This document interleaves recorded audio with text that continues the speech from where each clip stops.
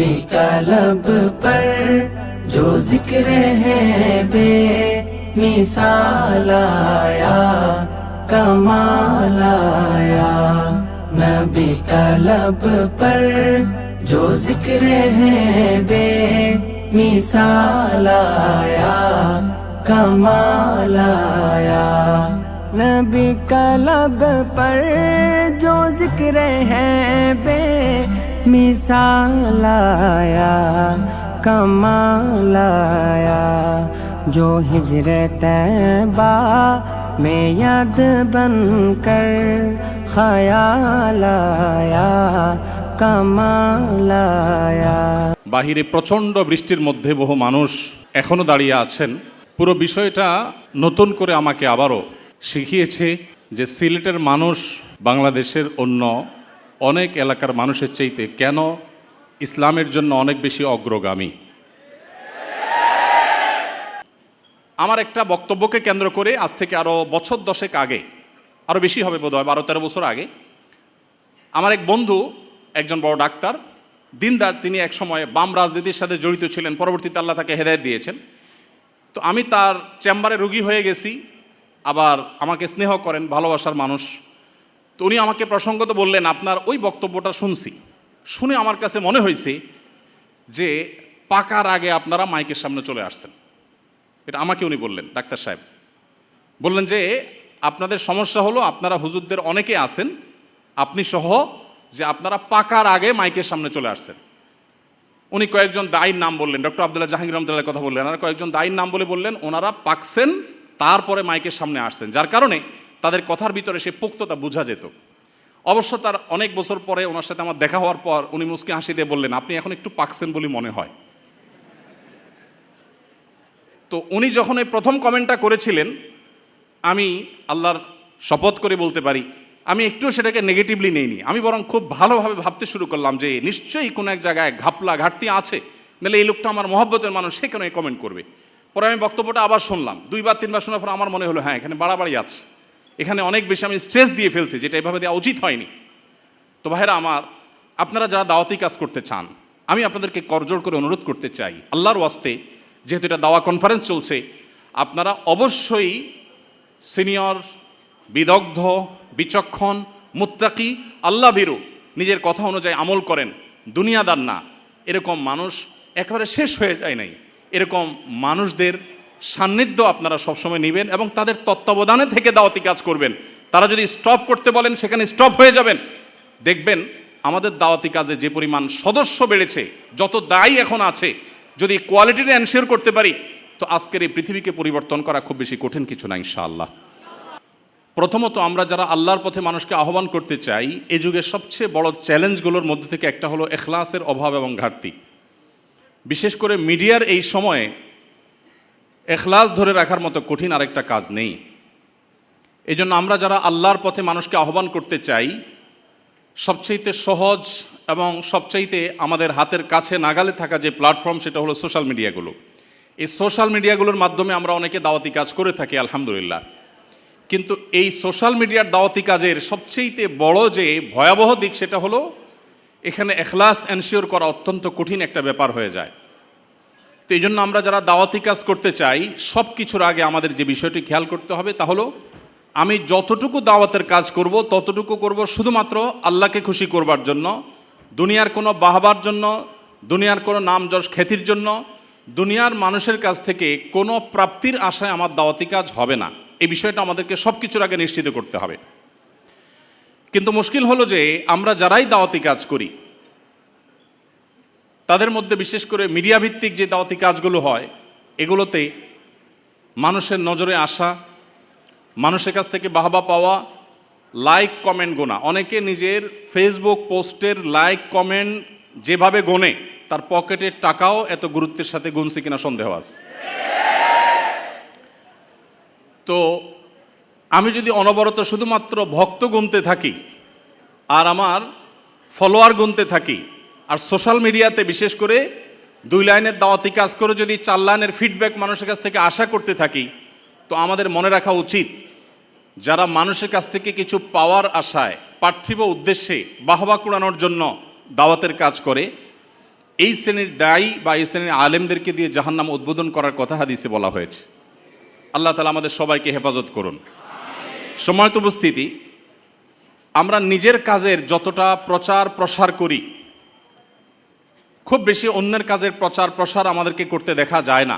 এটা ইখলাস না থাকার একটা আলামত। তবে সবসময় সে বিষয়টিকে নিশ্চিত করে না, কারণ অনেক সময় দেখা যায় সোশ্যাল মিডিয়াতে আরেকজনের ভিডিও প্রচার করলে নিজের পেজ ক্ষতিগ্রস্ত হয়। সে বিষয়গুলো বাদ দিলে আমরা নিজেরা অন্যদেরকে উদাহরণ হিসাবে উপস্থাপন করি কিনা, নাকি সবসময় শুধুমাত্র নিজের কারামতি জাহির করি, শুধুমাত্র নিজের গল্প যদি বলে বেড়াই, আমি হান করেছি, আমি তান করেছি, আমি এই করেছি, আমি সেই করেছি, তাহলে বুঝতে হবে যে ইখলাসের ভয়াবহ ঘাটতি আছে। আজকাল বিশেষ করে আমাদের তরুণ আলেম যারা আছেন, সেই সমস্ত তরুণ আলেমরা নিজেকে জাহির করবার এক প্রাণান্তকর চেষ্টা তাদের মধ্যে দেখা যায়। এমনকি যারা জেনারেল শিক্ষিত ভাই বোনরা আছেন, অনেকে দাওয়াতি কাজে ফিরে আসছেন, এই ময়দানে এসে তারাও দিন শেষে ফেমাস হওয়াটা যেন মূল টার্গেট এবং মূল লক্ষ্য, সেরকম একটা বিষয় দাঁড়িয়ে যাচ্ছে। এই জন্য এত দায়ী আমাদের এই সময়ে, আমরা যদি আজ থেকে 30 বছর 40 বছর আগে চলে যাই, তাহলে এত দায়ী মুসলমান সমাজে ছিল না। এখন দায়ীর সংখ্যা যত বাড়ছে, কিন্তু ইখলাসের অভাবের কারণে এত দায়ী থাকা সত্ত্বেও সাধারণ মানুষকে আমরা দ্বীনের দিকে আনতে পারছি না, সাধারণ মানুষকে আমরা আল্লাহমুখী করতে পারছি না। আদর্শবাদী মুসলমান এদেশে সবচেয়ে কম। এদেশে মুসলমানদেরকে আমরা বলি তারা ধর্মপ্রাণ। ডক্টর খন্দকার আব্দুল্লাহ জাহাঙ্গীর রহমতুল্লাহ বলতেন যে আমাদের দেশে মুসলমানরা দুই প্রকার, একটা হলো সেকুলার মুসলমান আর একটা হলো রেগুলার মুসলমান। তো আমাদের দেশে সেকুলার মুসলমান বেশি নাকি রেগুলার মুসলমান বেশি? বুঝে শুনে কোনো মুসলমানের জন্য কোনোভাবে সেকুলার হওয়ার কোনো সুযোগ আদৌ আছে? কিন্তু এই ধারণা আমাদের অনেকের নাই। তো রেগুলার মুসলমান, সেকুলার মুসলমানদেরকে যদি রেগুলার মুসলমান বানাইতে হয়, আদর্শবাদী মুসলমান যদি বানাতে হয়, তাহলে আমাদের দাওয়া হতে হবে দাওয়া বিল ইখলাস। আল্লাহর পথে আহ্বান হবে শুধুমাত্র আল্লাহকে খুশি করবার জন্য। আর এটা প্রমাণ হবে তখন যখন আমি নিজের দিকে দাওয়াত না দিয়ে দাওয়াত দিব কোরআন এবং সুন্নাহর দিকে, দাওয়াত দিব আমি ইসলামের দিকে, দাওয়াত দিব নবী সাল্লাল্লাহু আলাইহি ওয়াসাল্লামের আদর্শের দিকে। এবং দাওয়াত আমি শুধু আমাকে দিয়েই দিব না, অন্য ওলামা একরামের বক্তব্য, তাদের লেখনী, তাদের বই পুস্তক, সেগুলো দিয়ে। আমি আলহামদুলিল্লাহ নিজেকে এই জায়গায় সংশোধিত করবার জন্য, আমার নিজের আত্মশুদ্ধির জন্য পরিকল্পনা করে আমি কিছু কাজ করার চেষ্টা করি, আপনাদের সঙ্গে শেয়ার করার উদ্দেশ্য যাতে আপনারাও এরকম কোনো আইডিয়া বা আরও বেটার কোনো আইডিয়া আপনারা বের করতে পারেন। আমি চেষ্টা করি, আমার বাসায়, আমার অফিসে প্রচুর পরিমাণ বই থাকে এবং প্রচুর পরিমাণ বই আমার গাড়িতে থাকে। এখানে যে সমস্ত ওলামা একরাম আছেন তাদের অনেক বই কিনতে কিনতে আমার ফতুর হওয়ার দশা। 10টা 20টা 30টা করে সবসময় কিনে রাখি আমি। যে আসে কোনো একজন মেহমান, তাকে একটা বই দেওয়ার চেষ্টা করি। সাধারণত নিজের বই তো সবাই দেয়, কিন্তু অন্য আলেমের বই দেওয়া, এটার নজির আমাদের সমাজে খুব বেশি নাই। তো নিজের মনে না চাইলেও নফসকে সাইজ করবার জন্য পরিকল্পিতভাবে নফসের বিরুদ্ধে গিয়ে এই কাজটা আমি করার চেষ্টা করি। আমাদের পেজে হয়তো ভিডিও আমরা দিতে পারি না, কারণ কপিরাইটের ব্যাপার থাকে। এই কপিরাইটের ব্যাপারের কারণে অন্যদের ভিডিও দেওয়াটা কঠিন হয়ে যায়। কিন্তু আমাদের দিন শেষে দাওয়াত দিতে হবে নিজের দিকে নয়, এমনকি নিজের প্রতিষ্ঠানের দিকেও নয়, দাওয়াত দিতে হবে আল্লাহর দিকে। সেটা কখনো নিজের কথা দ্বারা হতে পারে, কখনো অন্যের কথা দ্বারা হতে পারে, কখনো নিজের বই দ্বারা হতে পারে, কখনো অন্যের বই দ্বারা হতে পারে। আল্লাহ রাব্বুল আলামিন আমাদেরকে ইখলাসের সাথে দাওয়াতি কাজ করার তৌফিক দান করুন। একজন দায়ী তার কিছু কাজ যেরকম প্রকাশ হবে হতে পারে, আমাদের কিছু কিছু দাওয়াতের কাজ গোপন থাকা দরকার। আমাদের সব দাওয়াতি কাজকে ঢোল পিটিয়ে আমরা প্রকাশ করা উচিত না। কিছু কিছু দাওয়াত থাকা উচিত, কিছু কিছু কাজ থাকা উচিত যেগুলা বাইনি ওবাইন আল্লাহ থাকবে। ওলামা একরাম যারা আছেন, কিছু কিছু দাওয়াতি কাজ থাকা দরকার যেগুলো কোনো বিনিময় নিয়ে হবে না, যেগুলো শুধুমাত্র আল্লাহর কাছ থেকে বিনিময় আশা করব। আমরা যারা জেনারেল শিক্ষিত ভাইরা আছি, আমরাও আমাদের দাওয়াতি ক্ষেত্রে এরকম করতে পারি, তাহলে এগুলো আমাদের ইখলাসকে এনশিওর করবে ইনশাআল্লাহ তাআলা। তো দাওয়াতের কাজের ক্ষেত্রে ইখলাসের যে ভয়াবহতা এবং দুর্ভিক্ষ, এটা কাটাবার জন্য অত্যন্ত কার্যকর একটা উপায় হলো মুখলেস ওলামা একরামের সোহবত নেওয়া, যেটা সমাজ থেকে আজ প্রায় বিলুপ্তির দিকে। আমরা সোহবত বা সান্নিধ্য নেওয়ার গুরুত্ব একেবারেই ভুলে গেছি। যত বেশি মুখলেস, নিষ্ঠাবান, নিজেকে সবসময় লুকাবার চেষ্টা করেন, আত্মপূজারী বা আত্মপ্রচারকারী না, এরকম ওলামা একরাম অনেক আছেন এখনও সমাজে, পরিমাণে কম থাকলেও আছেন। সেই সমস্ত ওলামা একরামের সান্নিধ্যে নিজেকে যত বেশি রাখতে পারবেন, তত বেশি আপনার ভিতরে দেখবেন ইখলাস আনা সহজ হবে। আল্লাহ তাআলা আমাদের সবাইকে মুখলেসিনদের কাতারে শামিল হওয়ার তৌফিক দান করুন। তাহলে ভাই, আমাদের দাওয়াতি কাজ হবে আল্লাহর জন্য, আল্লাহকে খুশি করবার জন্য, বাহবা কুড়াবার জন্য, মানুষের কাছে ফেমাস হওয়ার জন্য বা পার্থিব আশায় যেন না হয়। আল্লাহ আমাদের সবাইকে সে তৌফিক দান করুন। দ্বিতীয়ত আমাদের দাওয়াত হবে দাওয়া বিল ইলম। আল্লাহ সুবহানাহু ওয়া তাআলা বলেছেন ওয়ালা তাখফু মা লাইসা লাকা বিহি ইলম। তুমি যে বিষয়ে জানো না সে বিষয়ে তুমি কোনো অবস্থান গ্রহণ করতে যাবে না। আমরা অনেকে আছি যে বিষয়ে আমি ওয়াজ করছি, যে বিষয়ে আমি দাওয়াত দিচ্ছি, সে বিষয়টি আমি নিজে ভালো করে জানি না। আমি নিজে যে কোনো বিষয়ে সর্বোচ্চ ভালো করে জানবো, তারপর আমি সেটা বলবো। এখানে হযরত মাওলানা জয়নুল আবেদিন সাহেব হুজুর আছেন। দারুল রাশাদ মাদ্রাসায় হযরতের একটি উক্তি আমার জীবনে এমনভাবে গেঁথে গেছে, আমি বহু জায়গায় এটা আলোচনা করেছি। আমি এবার সনদ সহ কথা বলার চেষ্টা করি, আরেকজনের কথা নিজের কথা হিসাবে চালিয়ে দেওয়ার চেষ্টাটা করি না। আমি সবসময় যেটা যার কাছ থেকে শুনেছি তার নাম সহকারে বলি, এটা আমার একটা আদত অভ্যাস। তো হযরতের কাছ থেকে শুনেছিলাম ছোট্ট একটা ঘরোয়া মজলিসে, আমরা 7-8 জন ছিলাম দারুল রাশাদে। হযরত বলতেছিলেন যে যেই বিষয়টা জানার জন্য গোটা পৃথিবীর মানুষ মুখিয়ে আছে, ধরুন এমন একটা তথ্য, আমেরিকাতে প্রেসিডেন্ট নির্বাচন হয়েছে, ধরেন আমাদের দেশে একটা জাতীয় নির্বাচনের ফাইনাল ফলাফল প্রকাশ হবে, ঠিক সেই রকম একটা পর্যায়ে দেশের কোটি কোটি মানুষ সবাই অধীর আগ্রহে অপেক্ষা করছে, হাড্ডাহাড্ডি লড়াই হয়েছে, কোন দল জিতেছে জানার জন্য সবাই অপেক্ষমান। এখনও কেউ জানে না, নিউজ প্রকাশিত হয়নি এবং কোনোভাবে ফাইনাল ক্যালকুলেশন করা যায়নি। এরকম একটা পরিস্থিতিতে সবার আগে আপনি তথ্যটা জানতে পেরেছেন যে কোন দল জিততে যাচ্ছে। এরকম একটা ইনফরমেশন যেটা জানবার জন্য কোটি কোটি মানুষ অধীর আগ্রহে অপেক্ষা করছে, কেউই আন্দাজ করতে পারছে না কি হতে যাচ্ছে, সেটি আপনি জেনে গেছেন। এই জিনিসটাও যখন আপনি মানুষকে বলতে যাবেন বা ফেসবুকে লিখতে যাবেন, তখন বলার সময় এমনভাবে বলার চেষ্টা করবেন যেন আপনি ছাড়া আরও মানুষরা জেনে থাকতে পারে। আপনি এমনভাবে সেটা প্রকাশ করবেন যে হয়তো আপনারা কেউ জেনেও থাকতে পারেন, আমি নিজে চোখে দেখেছি ফাইনাল ক্যালকুলেশন যেটা মাত্র ঘোষণা হতে যাচ্ছে, পেপার প্রিন্ট আউট হয়ে গেছে, সিগনেচার হয়ে গেছে, সেটা এটা আপনারাও কেউ হয়তো জেনে থাকবেন। একজন দাঈ ইলাল্লাহ, আল্লাহর পথে আহ্বানকারী দায়িত্বশীল মানুষ, তার কথার ভিতরে এরকম বিনয় থাকবে। আর যদি আমি বলি এটা কোনো মায়ের পুত, কোনো বাপের পুত, বাপের জন্মে শুনে নেই, তাহলে এটা কোনো দাঈ বা কোনো আলেমের ভাষা হতে পারে না। আলেম যত বেশি জানবে তারপরও সে বলবে আল্লাহু আ'লাম বিস-সাওয়াব। আলেম যদি বলে যে এই কথা আমি বলেছি, আল্লাহর জমিনে কোনো মায়ের পুত, এটা উল্টানোর ক্ষমতা নাই, এটা কোনো আলেমের ভাষা হতে পারে না। আমরা অনেকে সোশ্যাল মিডিয়াতে দাওয়াতি কাজ করতে গিয়ে নিজেদেরকে ঠিক এইরকম পর্যায়ে নিয়ে যাই, এটা আমাদের উচিত না। প্রথমত আমরা যা বলবো সেটা জেনে বলবো, দ্বিতীয়ত আমাদের দাওয়াতের ভিতরে বিনয় থাকবে। আমাদের দাওয়াতি কাজ, বিশেষ করে ফেসবুকের দাওয়াতি কাজ যারা করেন, এই ফেসবুক মুজাহিদ বা ফেসবুক দায়ী যারা, তাদের বড় একটা অংশকে দেখা যায়, এখন দাওয়াতি কাজ মানেই তো হলো সোশ্যাল মিডিয়ার দাওয়াত সবচেয়ে বেশি। তো এইখানে যারা দাওয়াতি কাজ করে থাকেন তাদের বড় একটা অংশ ধারণার উপরে ভিত্তি করে দাওয়াতি কাজ করেন, আরেকজনের কথাকে নিজের নামে চালিয়ে দেন এবং এটাকে কোনো দোষের কিছু মনে করেন না, যেটাকে ইন্তেহাল বা কালাম চুরি, আরেকজনের কথা চুরি করা বলা হয়, এটাকে কোনো দোষে কিছু মনে করা হয় না। তো দাওয়াতি কাজ যারা করবেন তিনি যা জানবেন সেটাই শুধু বলবেন। আল্লাহ সুবহানাহু ওয়া তাআলা কোরআনে কারিমেও আমাদেরকে এই নির্দেশ করেছেন, তার নবী সাল্লাল্লাহু আলাইহি সাল্লামকে নির্দেশ করেছেন বাল্লিগ মা উনজিলা ইলাইক, হে রাসূল আপনার কাছে যা নাজিল হয়েছে আপনি সেটার প্রচার করুন, মন গড়া কোনো কথা নয়। সো আমরা যেটা জানবো নিশ্চিতভাবে শুধু সেটার দাওয়াতি কাজ করব ইনশাআল্লাহ। তৃতীয়ত যে বিষয়টি আমাদের লক্ষ্য করা দরকার তা হলো দাওয়াতের ভাষা হবে অত্যন্ত কোমল এবং নরম। মুফতির ফতোয়া আর দায়ের দাওয়া দুইটার টোন একরকম হবে না। আমরা বেশিরভাগ মানুষ দাওয়াতি কাজ করতে যাই, বিশেষ করে সোশ্যাল মিডিয়াতে, সেটার মুডটা থাকে ঝগড়াটে মুড, মনে হয় যে আমরা ঝগড়া করতে নেমেছি। আমাদের দাওয়াতি কাজে যতটা না দরদ থাকে তার চেয়ে বেশি থাকে জেদ। আমাদের দাওয়াতি কাজে যতটা না মমতা মাখা কথা থাকে তার চাইতে বেশি থাকে হলো জাজমেন্টাল কমেন্ট। আমরা কাকে কখন কাফের বানাবো, কাকে কখন গোমরা ফতোয়া দিব, আমরা সেটা নিয়ে চিন্তিত। আমরা অন্যকে নিয়ে যতটা চিন্তা করি আমাদের নিজেদের নিয়ে এতটা চিন্তা বা এর ধারে কাছেও নাই।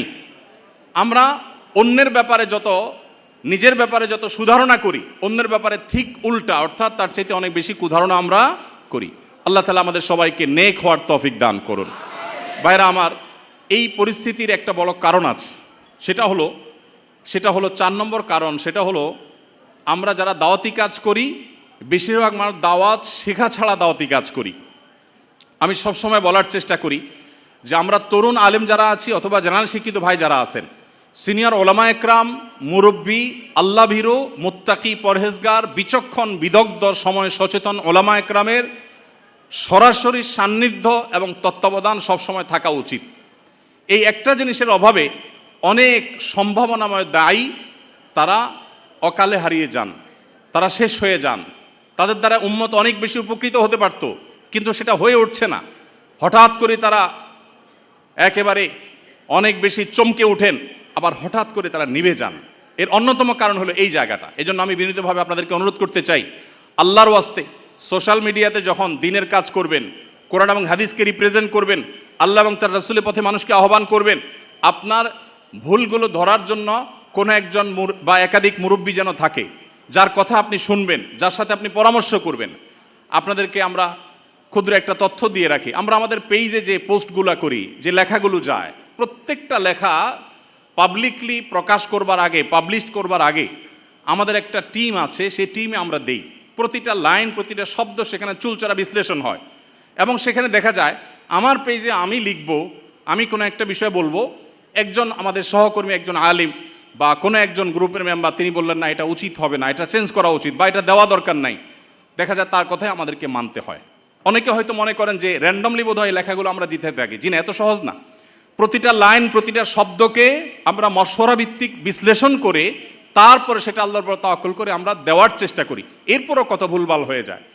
তাহলে আমরা যারা নিজেকে স্বয়ং সম্পন্ন মনে করছি, আশরাফ আলী থানভী রহমতুল্লাহ আলাইহি বলতেন, जो अपने आप को मुस्तकिल बिज़ात समझता है वो मुस्तकिल बज़ात है।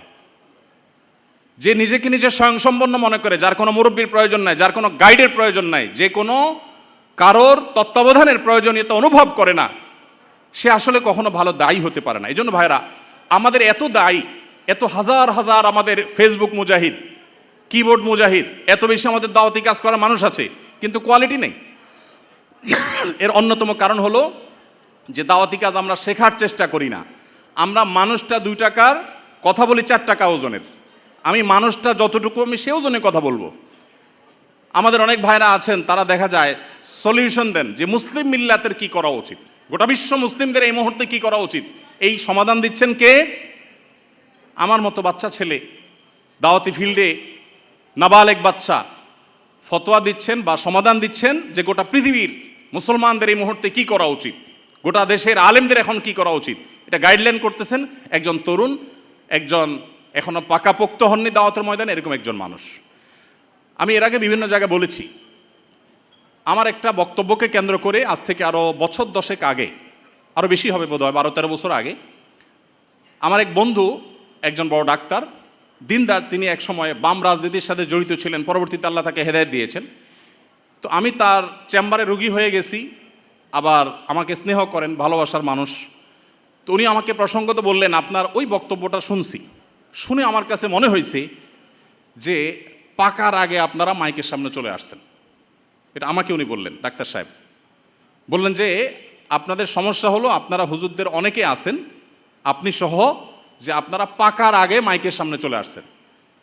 উনি কয়েকজন দায়ীর নাম বললেন, ডক্টর আব্দুল্লাহ জাহাঙ্গীর রহমতুল্লাহর কথা বললেন, আর কয়েকজন দায়ীর নাম বললেন ওনারা পাকছেন, তারপরে মাইকের সামনে আসছেন, যার কারণে তাদের কথার ভিতরে সে পোক্ততা বোঝা যেত। অবশ্য তার অনেক বছর পরে ওনার সাথে আমার দেখা হওয়ার পর উনি মুচকি হাসি দিয়ে বললেন, আপনি এখন একটু পাকছেন বলে মনে হয়।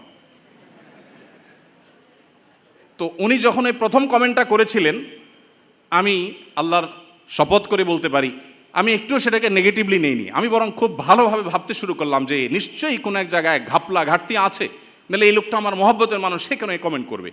পরে আমি বক্তব্যটা আবার শুনলাম, 2-3 বার শোনার পর আমার মনে হলো হ্যাঁ, এখানে বাড়াবাড়ি আছে, এখানে অনেক বেশি আমি স্ট্রেস দিয়ে ফেলছি, যেটা এভাবে দেওয়া উচিত হয়নি। তো ভাইরা আমার, আপনারা যারা দাওয়াতি কাজ করতে চান, আমি আপনাদেরকে করজোড় করে অনুরোধ করতে চাই, আল্লাহর ওয়াস্তে, যেহেতু এটা দাওয়া কনফারেন্স চলছে, আপনারা অবশ্যই সিনিয়র, বিদগ্ধ, বিচক্ষণ, মুত্তাকি, আল্লাহ ভীরু, নিজের কথা অনুযায়ী আমল করেন, দুনিয়াদার না, এরকম মানুষ একেবারে শেষ হয়ে যায় নাই, এরকম মানুষদের সান্নিধ্য আপনারা সবসময় নেবেন এবং তাদের তত্ত্বাবধানে থেকে দাওয়াতি কাজ করবেন। তারা যদি স্টপ করতে বলেন সেখানে স্টপ হয়ে যাবেন।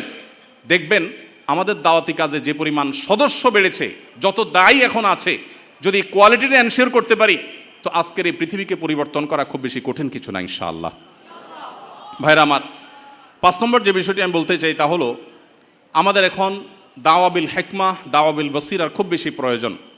এমন একটা সময় আমরা পার করছি, শয়তানের দিকে যারা আহ্বান করছে তাদের যে দূরদৃষ্টি, তাদের যে বিচক্ষণতা, তাদের যে প্ল্যান পরিকল্পনা, সেটা আমাদের চাইতে এত বেশি এবং এত গভীরে। আমরা আশা করব যে যারা দাওয়াতি কাজ করেন তারা এই টোনগুলো বোঝার চেষ্টা করবেন, যে আপনাকে বৈষম্য বলতে কি বোঝাচ্ছে, মানবাধিকার বলতে আপনাকে দিয়ে বলাচ্ছে কি, আর তার মতলবটা কি, এটা বোঝার চেষ্টা আমাদেরকে করতে হবে।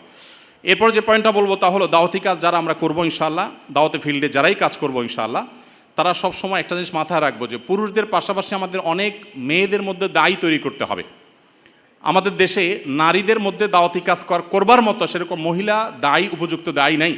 আয়েশা রাদিয়াল্লাহু তাআলা আনহার কাছে অন্যান্য মেয়েরা দিন শিখবার জন্য আসতেন। অনেক আলেম আছেন, তার স্ত্রীকে পর্যন্ত তিনি এতটুকু যোগ্যতা গড়ে তোলেন নাই, এতটা যোগ্যতা সৃষ্টি করে দেন নাই যে তিনি আশপাশের মহিলাদেরকে, তার বিল্ডিংয়ে থাকা মহিলাদেরকে অ্যাটলিস্ট দাওয়াতি কাজ করবেন, আল্লাহর পথে আহ্বান করবেন। আমাদের মা বোনদের, বিশেষ করে এদেশে মা বোনদের দিনের প্রতি যে আগ্রহ, যদি আমরা আজকে উপযুক্ত মহিলা দায়ী সেরকম তৈরি করতে পারতাম, এবং অবশ্যই মহিলাদের দাওয়াতি কাজে শরীয়তের যে বাইন্ডিংসগুলো আছে, শারায়েতগুলো আছে, সেগুলো মেনটেন করে যদি করা যেত, এই সমাজের চেহারা পরিবর্তন হয়ে যেত। আমাদের আস-সুন্নাহ ফাউন্ডেশনে আমাদের মা বোনদের যে অংশগ্রহণ, মা বোনদের যে আগ্রহ ভালো ভালো কাজে, সেটা বেশ অনেকগুলো প্রজেক্টে আমরা দেখেছি পুরুষদের চাইতে অনেক বেশি। আমরা অনেকগুলো ইসলামী জ্ঞানের প্রতিযোগিতা আয়োজন করি, আপনারা জানেন, সেখানে হাজার হাজার মানুষ অংশগ্রহণ করেন। প্রত্যেকবার আমরা দেখি মেয়েরা সবসময় অংশগ্রহণকারীর সংখ্যায় সবচেয়ে এগিয়ে থাকে, এবং ভালো ভালো পুরস্কারগুলো তারাই বেশিরভাগ ক্ষেত্রে জিতে।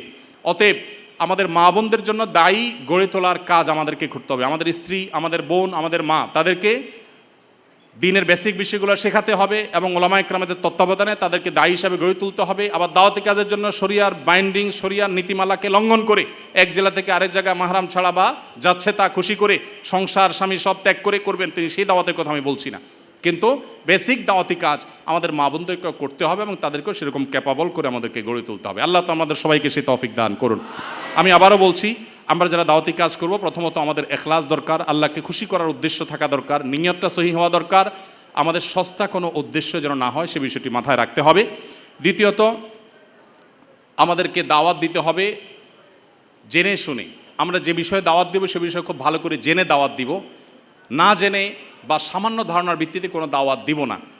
তৃতীয়ত, আমাদের দাওয়াতের ভাষা হবে অত্যন্ত কোমল। বিশেষ করে সোশ্যাল মিডিয়াতে যে পরিমাণ গালিগালাজ অনেক টুপি দাড়ি ধারণকারী, প্রোফাইল পিকচার ধারণকারী অনেকে করে থাকেন, সেটা আমাদের রীতিমতো লজ্জার কারণ হয়। বিশেষ করে এক হুজুরের ভক্ত হয়ে অন্য হুজুরের গোষ্ঠী উদ্ধার করার সময় আমাদের মুখ দিয়ে কি বের হয়, কি বের না হয়, সেটা বলে আসলে শেষ করা যায় না। ডক্টর খন্দকার আবদুল্লাহ জাহাঙ্গীর রহমতুল্লাহ একটা কথা বলতেন, স্যার বলতেন যে এই দেশের মানুষের কাছে যদি আল্লাহ জান্নাত জাহান্নামের ফয়সালার জিম্মাদারে দিতেন, তাহলে জান্নাত পুরোটাই খালি থাকতো। কেন খালি থাকতো? কারণ একজনের মতে আরেকজন জাহান্নামী, আবার তার মতে এই জাহান্নামী, তাহলে উভয় গড়ে জাহান্নামী, জান্নাত খালি থেকে যেত। তো আমরা এই যে জাজমেন্টাল কমেল বেশি করি, কাজের কাজ কম করি। আমাদের দাওয়াত হইতে হবে অত্যন্ত বিনয়ের সাথে, ইখলাসের সাথে, তাকওয়ার সাথে, কোমলতার সাথে। আল্লাহ আমাদেরকে সেই তৌফিক দান করুন। এরপরে যে বিষয়টি খেয়াল করতে হবে তা হলো দাওয়াতি কাজ শিখতে হবে। আমি যতটুকু দাওয়াতি কাজ করবো ততটুকু শিখবো, এবং আমার কোনো না কোনো মুরব্বী, তত্ত্বাবধানকারী, কোনো না কোনো বিচক্ষণ ব্যক্তি আমার পেছন থেকে আমাকে গাইড করবেন, শাসন করবেন, আমার ভুল ধরিয়ে দিবেন, সেই ব্যবস্থাপনা আমার রাখতে হবে। এর পাশাপাশি যেটি বলবো তা হলো দাওয়াত হবে বিচক্ষণতার সাথে, বিদগ্ধভাবে এবং বসিরতের সাথে, অন্তর্দৃষ্টির সাথে। চলমান পরিস্থিতি কি হচ্ছে, আমার কি করা উচিত, সেটা বুঝে শুনে আমাকে পদক্ষেপ নিতে হবে। আমার শব্দ চয়ন, আমার উপস্থাপন, সব কিছু এটার সাথে সংশ্লিষ্ট বিষয়। তারপরে যেটি বলেছি তা হলো দাওয়াতি কাজের জন্য আমাদের মা বোনদেরকে উপযুক্ত করে তুলতে হবে, গড়ে তুলতে হবে। তারা এক একজন যাতে অন্যান্য নারীদের মধ্যে শরীয়তের উসুল এবং জওয়াবেত, শারায়েত এগুলো মেনটেন করে তারা যেন দাওয়াতি কাজ করতে পারেন। আল্লাহ রাব্বুল আলামিন আমাদের সবাইকে সেরকম যোগ্য দাঈ ইলাল্লাহ হওয়ার তৌফিক দান করুন। আল্লাহ নবীর রেখে যাওয়া দিনকে আমরা মানুষের দ্বারে দ্বারে, ঘরে ঘরে, গোটা পৃথিবীতে যেন আমরা সর্বোত্তম উপায়ে পৌঁছে দিতে পারি। আল্লাহ তাআলা আমাদের সবাইকে সেরকম ক্যাপাবল এবং যোগ্য হওয়ার তৌফিক দান করুন। জাযাকুমুল্লাহ খাইর ওয়া আখিরু দাওয়ানা আলহামদুলিল্লাহি রাব্বিল আলামিন।